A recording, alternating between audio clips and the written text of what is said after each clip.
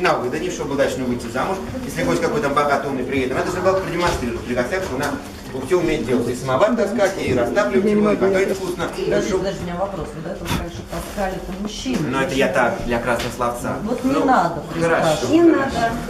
Хорошо. Вводить заблуждение. Да. Хорошо. Мужчины разные бывают. Я вам хочу сказать то, что вот такие вот самоварчики. В общем, Маленькие все-таки можно так таскают. сказать, учебные холостые были самовары. Внизу спичница, голчонок, пепельница, туфелька и самовар с приставной трубой жаровни для усиления себя. Сейчас мы с вами познакомимся с формами самовара. Вы будете их сами называть первым. Я не буду. Шар. Шар, конечно. Пип, называй. Тюльпан. У тебя хорошо получилось с елкой. Шишка. Самовар груша. Груша.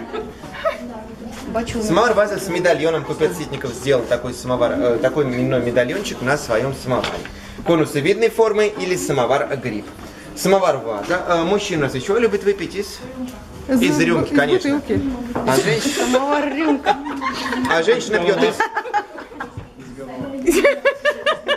Да. Самовар бокал. Ваза. Девушки и женщины любовались своим отражением, как в зеркальце. Самовар груша. Кратер в 19 веке становится редким, но тем не менее он продолжает существовать. Чай мы все сами любим пить из чашки, самовар чаша.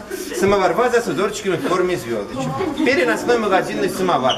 Как в старину торговали сбитнем, так в конце 19 века торговали чаем на развес из такого вот переносного магазинного самовара.